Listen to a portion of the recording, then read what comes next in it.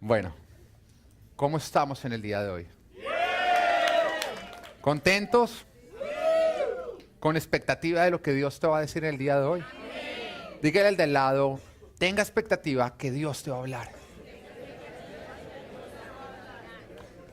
Y levanta tu mano derecha y dice, Señor Jesús, yo sé que tú estás en este lugar. Yo sé que tú me vas a hablar. Ayúdame a escuchar, a entender y a practicar. Y todos decimos,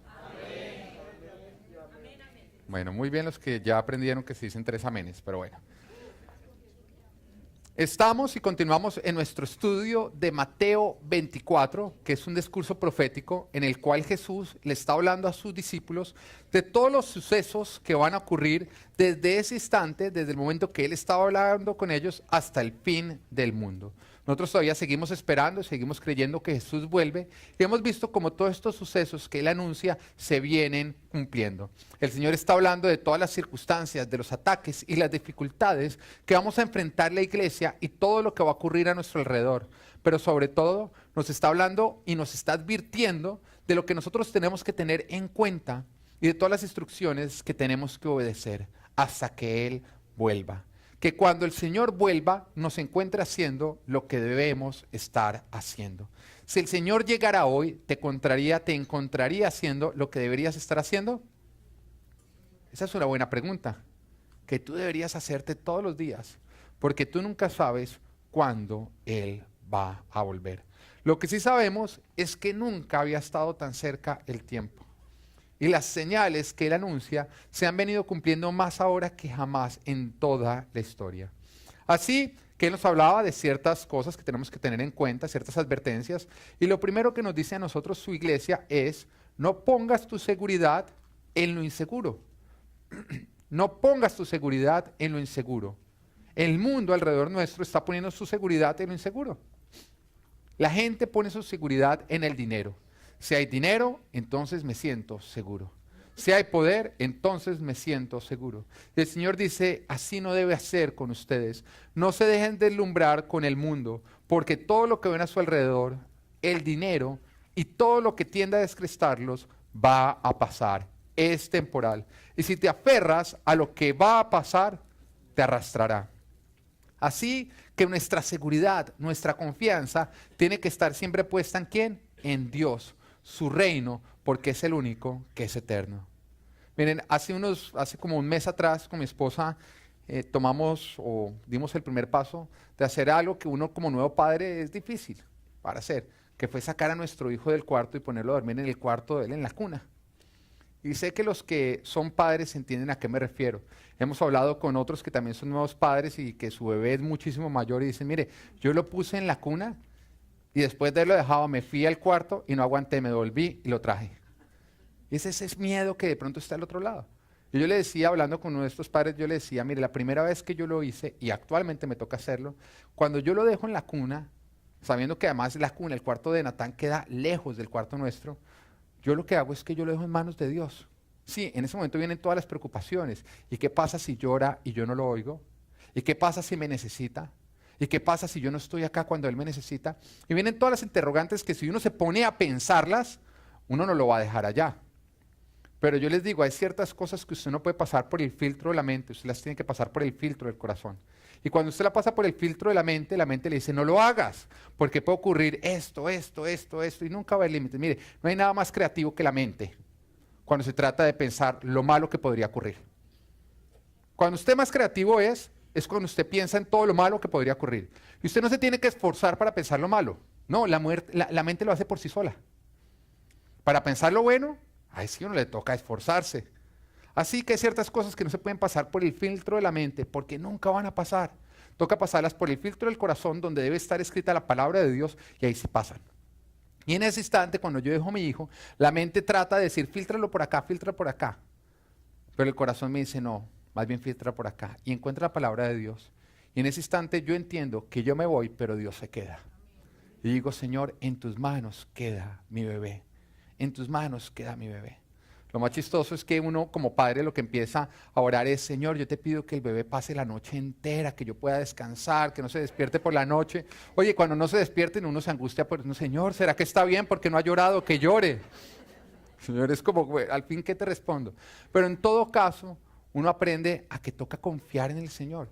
La confianza no puede estar en lo que uno está mirando, en si uno lo está viendo. La confianza está en que Dios lo sostiene y no lo dejará. No lo soltará, no lo abandonará y siempre lo protegerá. Mientras que nosotros pongamos nuestra confianza en la vista, en lo que podemos controlar, estaremos poniendo nuestra confianza y nuestra seguridad en lo inseguro. Y el Señor nos dice, he aquí un camino mejor. No pongas tu confianza en lo que ves o si lo ves, sino pon tu confianza en mí, a pesar de que no me veas, porque ahí hay más seguridad. Todo lo que vemos pasará. Nosotros pasaremos. Si la confianza de que Natán esté bien está puesta en mí, lastimosamente es una confianza que no está puesta en un lugar seguro, porque yo voy a pasar. Y el día que yo pase, entonces ¿quién va a cuidar de Natán? Pero si la confianza está puesta en Dios, Dios nunca va a pasar. Aún donde yo no esté, Él va a estar. Aprende a poner tu confianza siempre en Dios, en su reino, porque es el único que es eterno. Todo lo demás va a pasar. Por tu confianza, pon tu confianza en lo que no va a pasar. Lo segundo que el Señor nos advertía, estoy haciendo un recuento de todo lo que hemos venido hablando de Mateo 24. Y lo segundo que el Señor decía es que nada nos engañe. Y el Señor nos advierte, el Señor Jesucristo le está advirtiendo a sus discípulos y nos advierte a la iglesia que nada los engañe. Tengan mucho cuidado con los engañadores. Esta es una amenaza que nosotros enfrentamos todos los días y en todo momento. Y que además es supremamente peligrosa porque es el modo operandus del diablo para robarnos a nosotros. Es a través del engaño que el diablo nos saca de la luz de la protección de Dios y nos pone en un lugar donde somos expuestos y podemos ser robados. El diablo busca engañar. ¿Qué es engañar? Hacer creer una mentira como si fuera verdad. Cuando tú estás engañado, tú no sabes que estás engañado, porque tú has creído una mentira como si fuera verdad. Para ti, tú estás en lo correcto. Así que, ¿cómo haces tú para no ser engañado? Muy sencillo. No pongas tu confianza en ti o vas a ser muy fácilmente engañado. Pon tu confianza en Dios y en su palabra. Desconfía de ti porque tú eres engañable y confía en Dios y en su palabra que no pueden ser engañados. Y siempre que tú creas saber algo, pásalo a través del filtro de la palabra. Si pasa, entonces no es un engaño. Si no pasa, entonces has sido engañado. Así tú lo creas como verdad. Cualquier cosa que no pase por el filtro de la palabra de Dios es un engaño.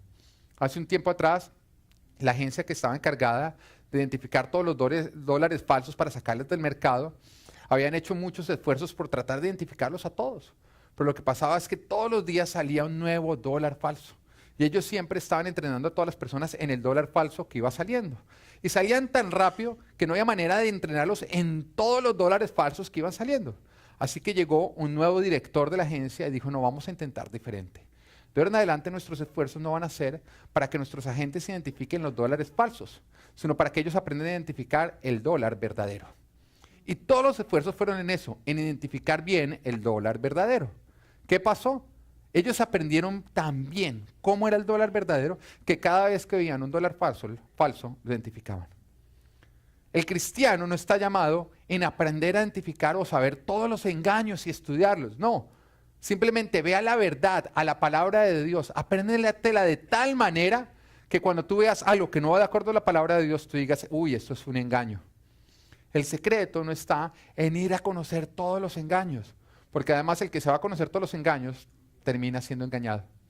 Hay muchos que están leyendo cuánto libro sale, porque es que yo quiero aprender a identificar dónde engaña. Hay muchos que leen libros que no son, leen libros que están llenos de engaños y entran a ver dónde está el engaño. Vas a ser engañado. El hecho de que tú tengas un fumigante en casa no quiere decir que puedas llenar la casa de cucarachas, porque se puede quedar una.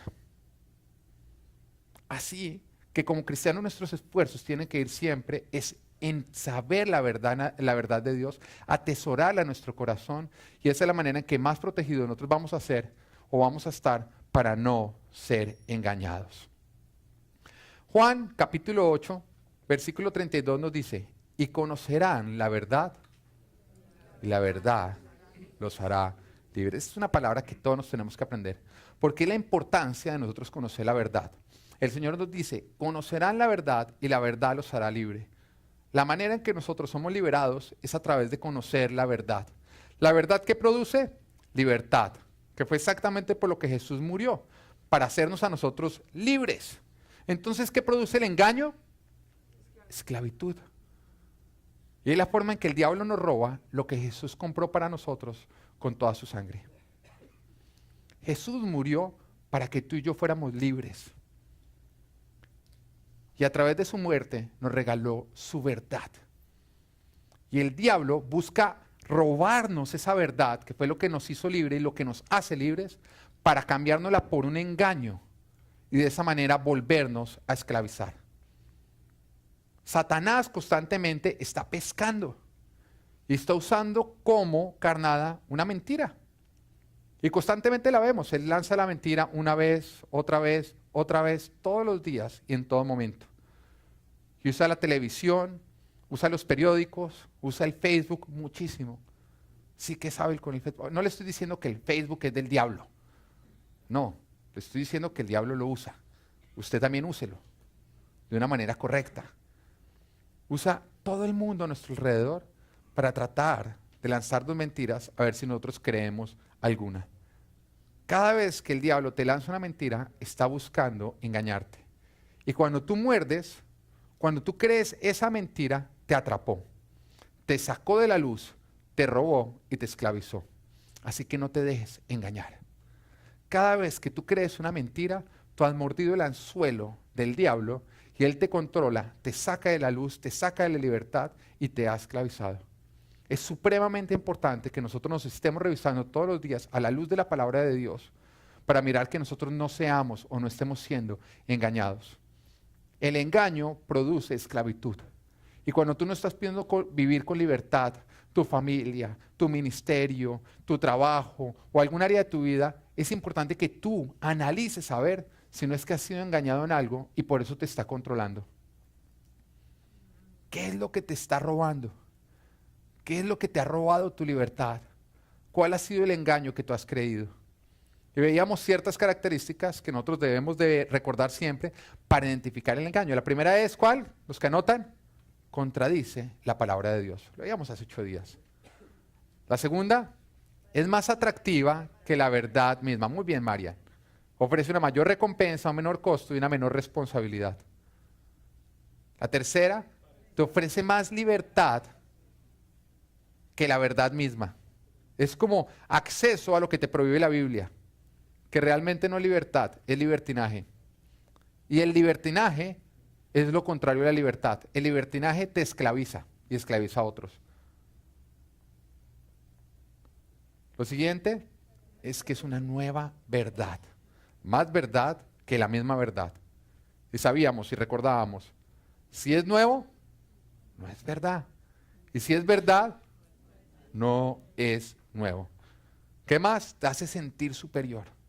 Cuando tú lo aprendes, tú dices, no, mire, es que yo estoy en un nuevo nivel. Una vez me encontraba con una persona que había estado en el cristianismo y ahora estaba en el cábala y nos lo encontramos y esta persona nos empieza a explicar, no, si es que yo antes la verdad la entendía igual que ustedes, pero es que el cristianismo la ve de una manera superficial. En cambio el cábala, vamos a la raíz y entendemos. En otras palabras, ustedes acá están viendo el cuerpo, en el cábala vemos el espíritu de la palabra. Como quien dice, yo era un burro ignorante y él ahora era un sabio entendido. Se sentía superior porque le había encontrado la raíz. La verdad que te hace sentir superior que la misma verdad es un engaño. Y eso fue justamente lo que el diablo le ofreció a Adán y Eva. Serán como Dios, conocedores, tendrán la verdad absoluta. Lo otro es que te hace o te pone en contra de Dios, de su palabra y de su iglesia. Todo lo que a ti te pone en contra de la palabra de Dios, en contra de Dios, en contra de su iglesia, es un engaño. Dios no te quiere poner a ti a pelear contra su iglesia. Porque Jesús murió por su iglesia. Es su amada, es su esposa. Él jamás diría nada que te pusiera a ti en contra de su iglesia o de sus autoridades. Todo lo que a ti te pone en contra de la iglesia y las autoridades de Dios no proviene de Dios. Proviene del diablo que te quiere engañar para sacarte de la luz y poderte robar. Así que abre bien los ojos, identifica y no creas. Decide conservar tu libertad, ya que Jesús murió para que tú la pudieras tener. Bueno, vamos a continuar con Mateo 24. Vamos a ir ahora al versículo 6 y 8. Lo tenemos en pantalla, para los que quieran ir en sus Biblias. Vamos a leer.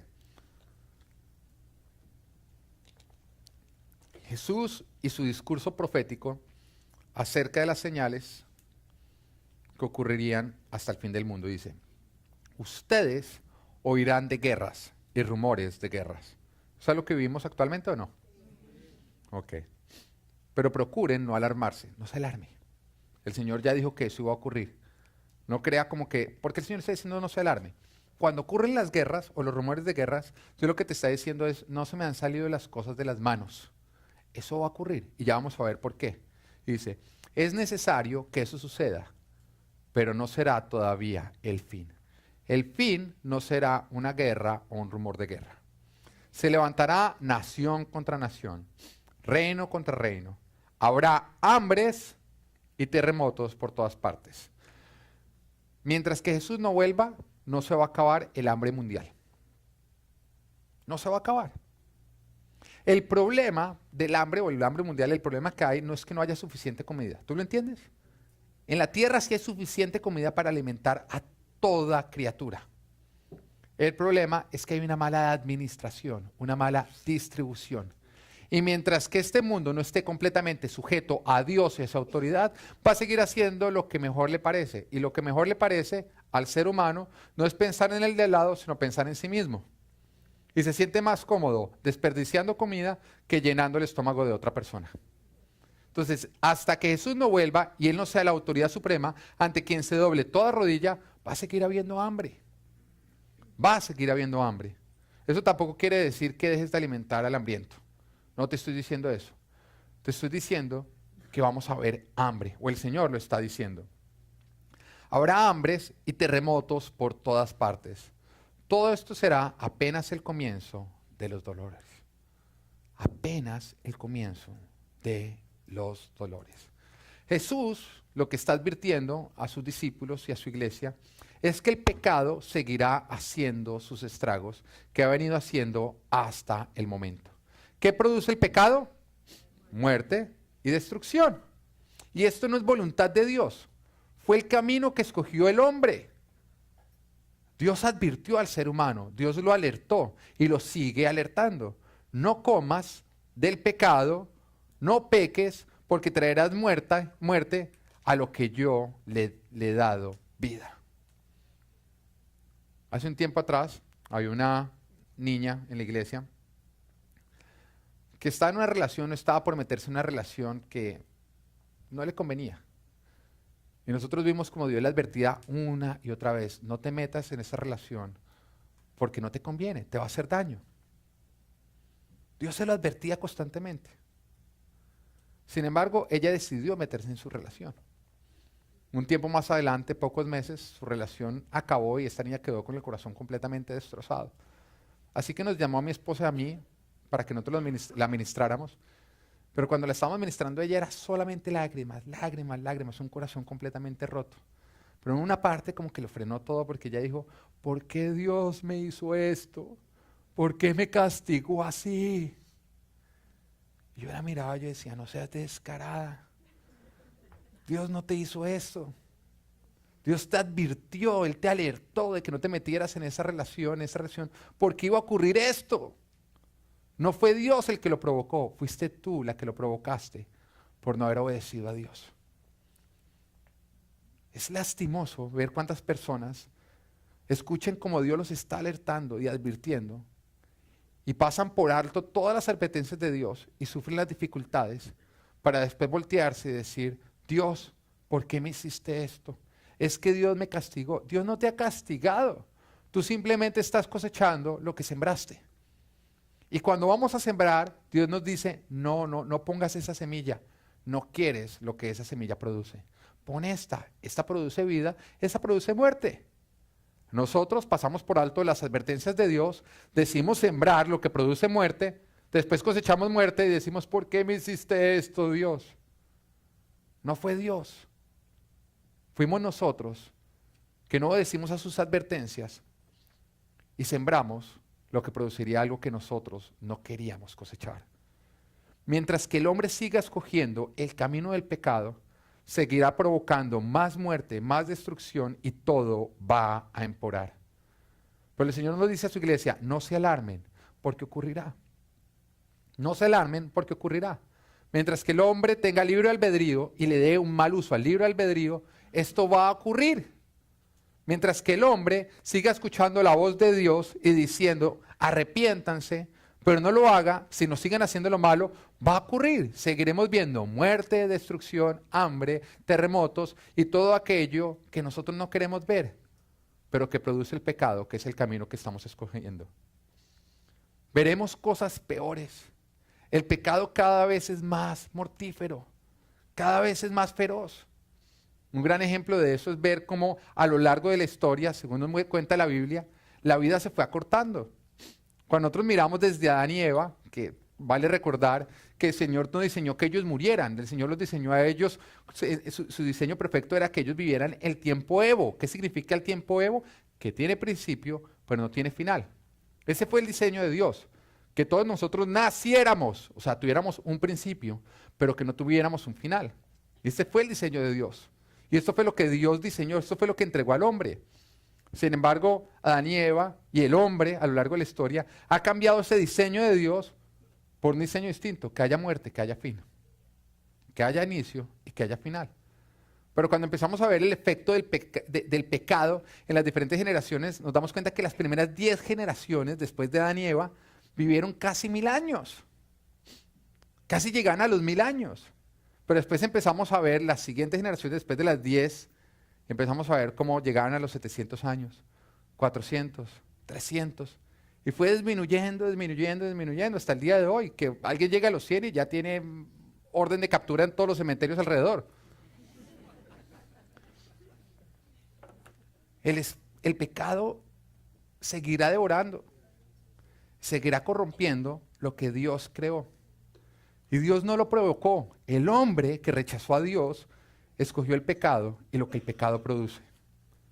Y Jesús acá está advirtiendo y dice, habrá guerras, habrá terremotos, habrán desastres naturales, habrá hambre, habrá enfermedad, habrá muerte. Porque la única esperanza que tiene este mundo es Jesús.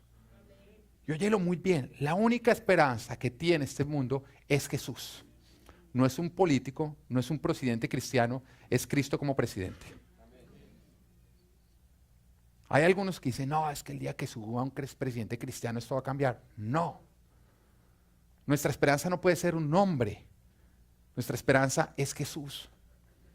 Las cosas no van a cambiar el día que Bill Gates se vuelva cristiano y done todo su dinero. O el día que tú te ganes la lotería, porque es que muchos creen que todo se solucionaría con plata. Uno en consejería se reúne tanto a hablar con las personas y cuando le dice, bueno, ¿cómo se solucionaría lo tuyo? No, pues con plata, es que es falta de plata. Eso era plata. Y yo, oiga, Jesús, ¿cómo no entendió eso? En vez de haber entregado su vida, ¿por qué más bien no entregó plata? La solución no es plata, no es dinero. La solución es Cristo, es Jesús. Solamente en Él y en Él encontramos vida eterna. La situación, la respuesta no es cambiar tu alrededor, tu entorno. Es cambiar tu corazón, tu interior. Porque cuando hay paz en tu interior, hay paz a tu alrededor.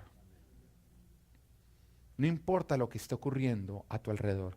Si hay paz en tu corazón, habrá paz. Pero mientras que haya guerra en tu interior, no importa lo que haya a tu alrededor, siempre habrá guerra. Cuando nosotros vemos personas amargadas, el problema de ellos no es un problema externo, es interno. No importa lo que haya a su alrededor, todo es amargura, porque el problema está en el corazón. Nuestro problema está en nuestro corazón y el único que puede llegar hasta el problema es Jesús para transformar nuestra tristeza en alegría y nuestras tormentas en paz. La única esperanza es Jesucristo. Y mientras que tú sigas lejos de Jesús, seguirás viendo guerras y peleas en casa. Seguirás viendo terremotos, tormentas, desastres alrededor tuyo y todo se desboronará. Mientras que tú sigas lejos de Jesús, seguirás con hambre, nada te llenará. No importa lo que intentes, seguirá ese vacío que tienes en tu corazón. Porque solo Jesús puede calmar el hambre con el cual nació el ser humano. Un hambre que tiene un tamaño de Dios y que solamente Dios puede llenar. No te alarmes, simplemente pellízcate. Porque solo en Jesús hay paz, futuro y esperanza. Cuando decimos esto, viene otra pregunta y es, ¿por qué Dios permite entonces que haya tanto mal? Una pregunta muy común, ¿no? Cuando uno habla de Dios dice, pero ¿cómo va a existir un Dios en un mundo que está tan mal? ¿O por qué Dios, si es todopoderoso, por qué Él permite que haya tanto mal? Vuelvo y les digo, recordemos que la muerte, el mal, nunca fue la voluntad de Dios, sino el camino que escogió el ser humano. Fue el camino que escogió el ser humano y que sigue escogiendo cuando decidió y decide comer del fruto prohibido del pecado, a pesar de haber sido advertido de Dios de no hacerlo. Todo esto, a pesar de que ha obtenido el resultado que Dios nos ha advertido desde el principio. A pesar de eso, sigue siendo el camino que el ser humano escoge. Y a pesar de que Dios sigue advirtiendo, deja de caminar ese camino porque vas camino a la muerte. Y se sigue caminando, se sigue escogiendo el camino aparte de Dios y se sigue preguntando al ser humano por qué me va mal.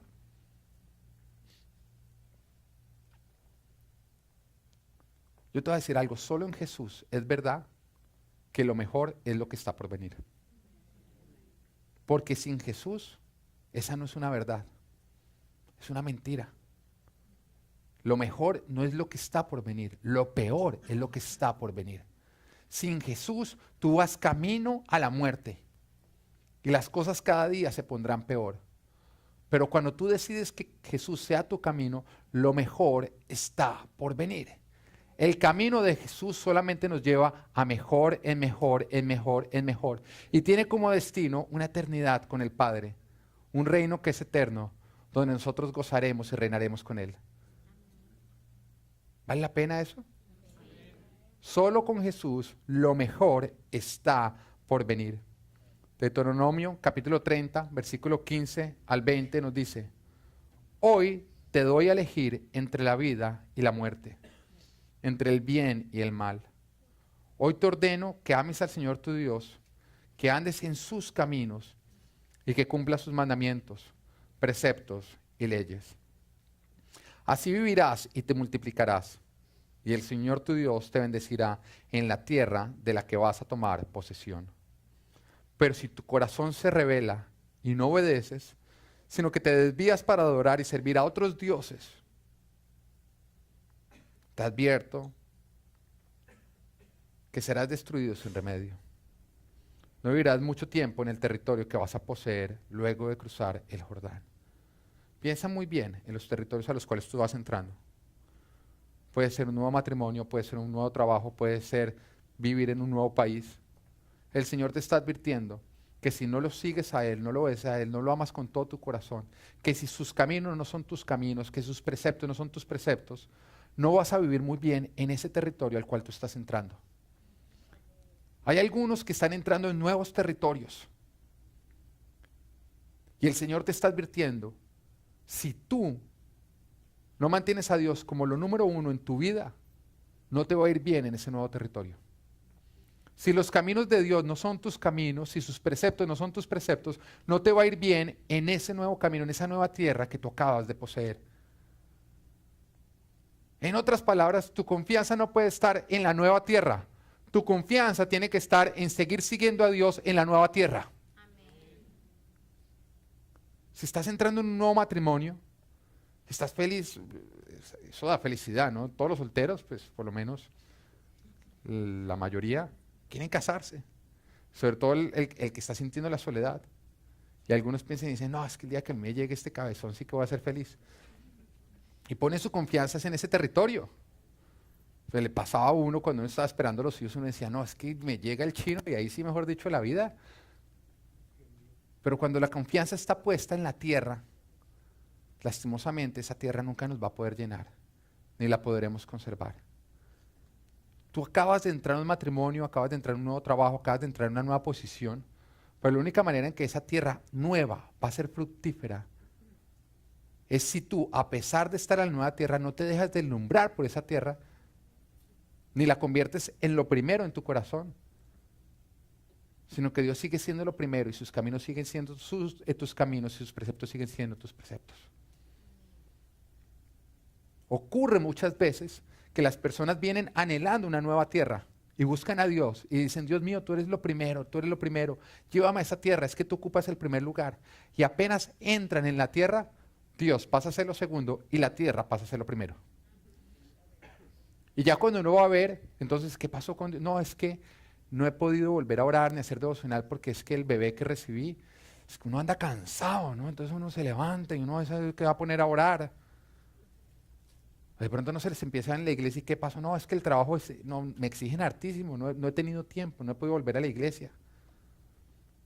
O se novian o se casan y no, es que no hemos podido volver. La tierra empieza a ocupar el primer lugar. Y el Señor te está advirtiendo hoy, si eso ocurre, no esperes conservar esa tierra. No la vas a conservar. La esperanza no puede estar puesta en la tierra. La esperanza tiene que estar puesta en Dios, en sus caminos y en sus preceptos. Busca primeramente el reino de Dios y su justicia y todo lo demás te será añadido. Cuando el reino de Dios, su justicia, son lo primero en tu corazón, las tierras te van a acompañar, te serán añadidas. Pero cuando reciben las tierras y tú las conviertes en un ídolo y Dios es puesto de lado, vas a perder esas tierras. Hay muchos que una vez que reciben sus tierras, toman sus tierras y con ellas construyen ídolos de oro ante quienes se postran. Cuando nosotros vemos el pueblo de Israel que después de haber salido de Egipto, después de que Dios abre el mar en dos, los pasa por el medio, usa ese mismo mar que usó para que ellos pasaran al otro lado para ahogar al ejército que los perseguía, enfrente de sus propios ojos. Cada vez que ellos decían, el Señor les preguntaba, ¿dónde están tus enemigos? Ellos se voltaban y decían, debajo del mar. ¿Dónde están tus enemigos? Debajo del mar. ¿Dónde están tus enemigos? Debajo del mar. Porque quedan debajo del mar, no podrán pasar. Ellos ya no tenían que volver a recordar a sus enemigos, porque estaban ¿dónde? Debajo del mar. Y después de que reciben todo, empiezan a recibir bendición y bendición y bendición. Toman todo el oro, toman toda esa bendición. ¿Y qué construyen? Un becerro de oro. Y uno lee esa historia y uno dice, estos tipos sí serán brutos. Porque es fácil ver la paja en el ojo ajeno. Pero tú estás haciendo lo mismo. Cuando ya no ves los enemigos, ya están debajo del mar, tomas tu oro y te haces un becerro de oro. Mientras que veías a tus enemigos, estabas a los pies de Cristo. Pero cuando los enemigos ya no se ven, ya no son un problema, te construyes un becerro de oro que ocupa el lugar que ocupaba Cristo. Hay muchos que necesitan que los enemigos estén bien vivos para que Cristo ocupe el primer lugar. Porque apenas se sienten seguros, dejan de poner su seguridad en Cristo y empiezan a poner su seguridad en las tierras que Dios les ha dado. Que no te pase a ti. Que no te pase a ti. Y si te está pasando, arrepiéntete. Porque nada, ni nadie, ni cosa alguna puede ocupar el lugar que solamente debe ocupar Dios. No pongas tu confianza en las tierras que has recibido o no las podrás conservar. Pon tu confianza en Dios. Siempre lo primero que tiene que ser Dios. Tienes un nuevo trabajo, tienes una nueva relación, tienes un nuevo hijo, tienes una nueva bendición. Gloria a Dios. Pero Dios sí tiene que seguir ocupando tu primer lugar. Tu primer lugar. Tu primer lugar. Te llenaste de plata, qué bendición, pero Dios tiene que ocupar tu primer lugar, no la plata. Y si algún día tu trabajo que recibiste, tu tierra te dice, o me dejas ocupar el primer lugar o me voy, diré, vete. Pero mi primer lugar está reservado solo y únicamente para Dios. Ese es el camino de la vida. Cuando tú vuelves tu camino, las tierras de este mundo, tú pasarás como ellas pasarán. No sigas falsos dioses. No sigas dioses de este mundo. Sigue siempre a Cristo, al Eterno, al que todo lo creó. Que sus caminos sean tus caminos. Te advierto hoy que serás destruido sin remedio. No vivirás mucho tiempo en el territorio que vas a poseer luego de cruzar el Jordán. Yo sé que Dios le está hablando a algunos acá que acaban de recibir unas tierras. Y el Señor te lo está advirtiendo. Que esas tierras no se conviertan en tu Dios. Que esas tierras no ocupen el lugar de Dios. Que tú jamás uses esas tierras para decir, no tengo tiempo para Dios, no tengo tiempo para orar, no tengo tiempo para mi devocional, no tengo tiempo para ir a la iglesia, no tengo tiempo para servir. Jamás uses tus tierras para disculpar el que Dios ya no es lo primero en tu corazón. Y lo vuelvo a repetir, te advierto. ¿Quién está advirtiendo? Dios. Te advierto hoy. ¿Qué día? Hoy. Que serás destruido sin remedio. No vivirás mucho tiempo en el territorio que vas a poseer luego de cruzar el Jordán. Hoy pongo al cielo y a la tierra por testigos contra ti, de que te he dado a elegir entre la vida y la muerte, entre la bendición y la maldición. Elige pues la vida para que vivan tú y tus descendientes. Ama al Señor tu Dios, obedécelo y séle fiel a Él, solo a Él, porque de Él depende tu vida. ¿De qué depende tu vida? Y por Él vivirás mucho tiempo en el territorio que juró dar a tus antepasados, Abraham, Isaac y Jacob. ¿Qué tanto tiempo tú vas a poder disfrutar de los territorios que estás poseyendo? Depende de Dios. ¿Qué también te va a ir en el matrimonio que estás iniciando? Depende de Dios. ¿Qué también te va a ir en el trabajo que acabas de recibir? Depende de Dios. ¿Qué también te va a ir con los hijos que Él te acaba de entregar? Depende de Dios. ¿Qué también te va a ir en el país que el Señor te acaba de abrir las puertas para que puedas entrar? Depende de Dios. ¿De quién depende? De Dios. Así que ¿quién es el que tiene que ocupar tu primer lugar? Dios. Sigue y obedece a Dios, porque de Él depende tu bienestar. Y he aquí, Él te da a escoger entre vida o muerte, entre bendición o maldición. Bendición y vida si escoges al Señor por encima de todas las cosas, sus caminos y sus preceptos. Muerte y destrucción si escoges los caminos de este mundo, el pecado, todo lo que te aleja de Dios. Dios le da al hombre la posibilidad de escoger. Se llama libre albedrío. La habilidad de decidir entre vida y muerte, entre bendición y maldición. Lastimosamente, muerte, violencia, robos, asesinatos y todo pecado sigue siendo lo que escoge este mundo caído. Este mundo que rechaza a Dios, sus caminos que conducen a vida. ¿Por qué Dios no lo impide? ¿Por qué Dios no impide que el hombre pueda escoger hacer lo malo? Porque si lo hiciera, Él estaría quitando el libre albedrío de cada uno de nosotros.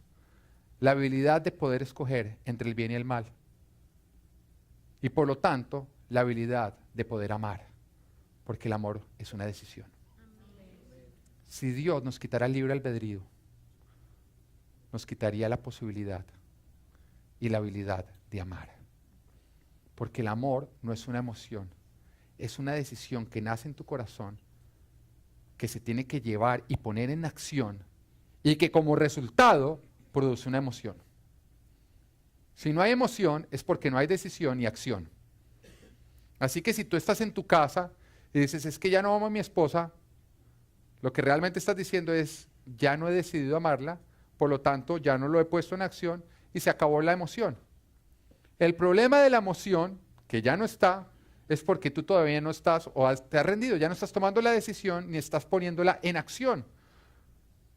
¿Cómo enamoraste tú a tu esposa? ¿Cómo te enamoraste de ella? ¿Cómo llegaste a sentir todas esas emociones? Como resultado de acciones que iban dirigidos en aquella dirección. No, yo no conozco al primero de verdad que vea a una persona y ya sienta mariposas y sienta un amor y ya sienta como que, wow, no puedo vivir sin ella. No, existe una atracción normal. Es, uy, no, sí está linda, uy, se cayó un ángel del cielo, uy, lo que tú quieras. Pero hasta ahí. Pero es después en las acciones de amor, en tomar la decisión de amar, donde empieza a crecer la emoción, se empieza a fortalecer. Es en la llamada, es en las habladas hasta tarde, es en esperar con paciencia, es en bajarle la luna o nadar el océano por ella. Es ahí donde nacen las emociones. Así que si no hay emociones, póngase a hacer eso. Baje la luna y nade el océano. Haga algo. Y si usted quiere mantener, mejor dicho, con cosecha de sentimiento, de emoción su casa, pues simplemente, hermano, siembre todos los días. Decisión puesta en acción que produce una emoción. Tú tienes la habilidad de hacer volver el amor a casa. Simplemente toma la decisión y ponla en acción. Reenamora a tu esposa. Vuélvela a invitar a salir. Vuélvete a poner bonito para ella, aunque ahora es más difícil que antes. Espérala con paciencia, no te agarres a pitar en el carro. Párale, que se tiró, que de la película. No importa, si se acabó la película, entra otra función. Ábrele la puerta. Dile lo hermosa que ella está. Comparte un helado con ella, cuchara con cuchara. Ve al cine, si te toca un cabezón al frente, ríete del cabezón. Si se pregunta de la película, no te pongas bravo. Frena la película, lo importante en la película es ella. Ámala. Y tú te vas a dar cuenta cómo al final del día vas a estar enamorado y la vas a tener enamorada. Si Dios le hubiera quitado al ser humano, o nos quitara para que no pudiera existir mal, el libre albedrío, nos estaría quitando la posibilidad de amar. Y es justamente el amor, la relación intencional de Dios con el hombre y entre el hombre. Él mismo, al quitarnos el libre albedrío, estaría quitando o acabando con la posibilidad de alcanzar el propósito. Porque Dios nos creó para amarnos y para que lo amáramos. Quitarnos el libre albedrío sería quitar la posibilidad de alcanzar ese propósito. Dios quitaría la posibilidad de amarte, que es lo que Él quiere. Y que tú lo amaras, que es lo que tú necesitas. Lo contrario del amor, ¿qué es? El control, esclavizar, que es justamente lo que hace la mentira, el engaño y Satanás. Si Dios quitara el libre albedrío, Dios no nos estaría amando, nos estaría controlando o esclavizando. ¿Sí ves? ¿Por qué Dios no puede quitar el libre albedrío del hombre? ¿Por qué tenemos que vivir en un mundo que a pesar de no querer hacer la voluntad de Dios, Dios se tiene que aguantar y permitir que así ocurra?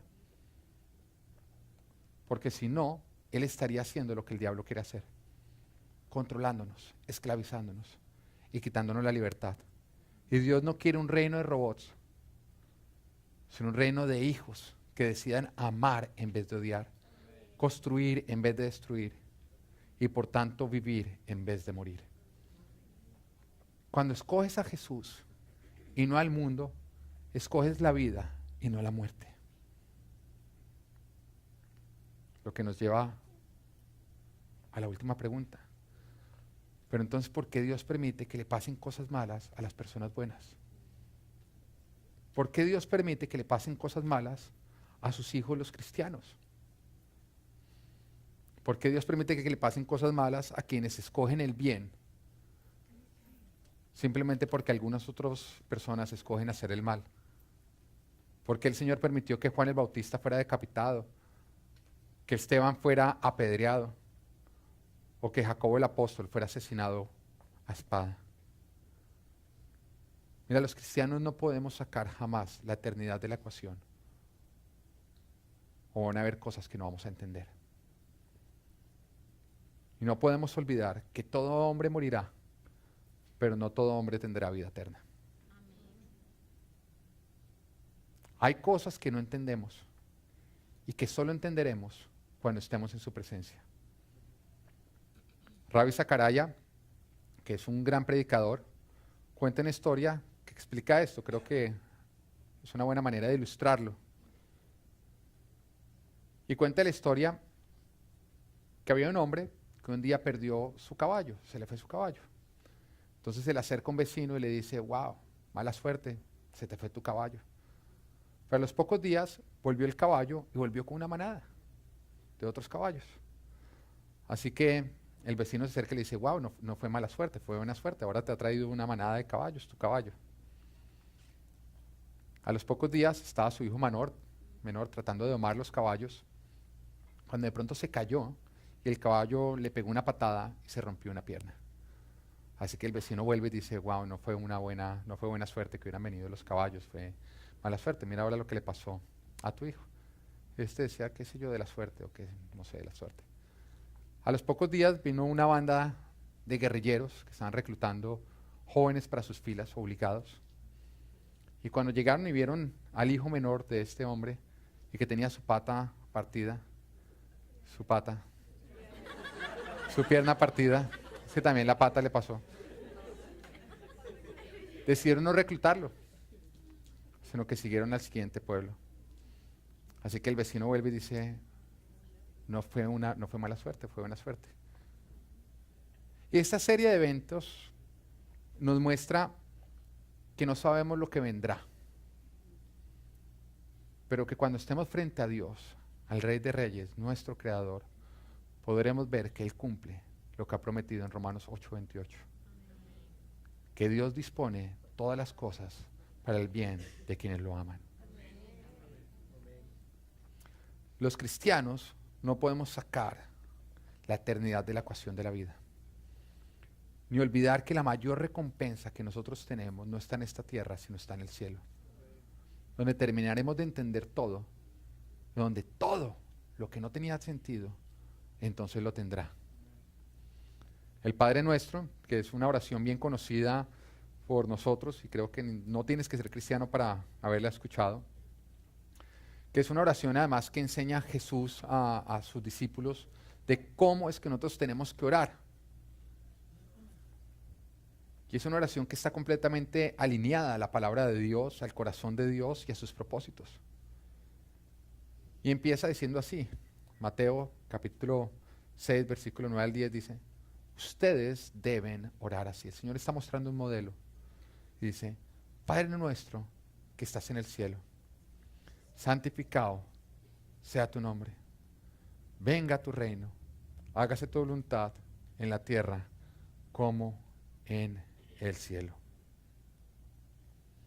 Estamos en un mundo que poco hace la voluntad de Dios.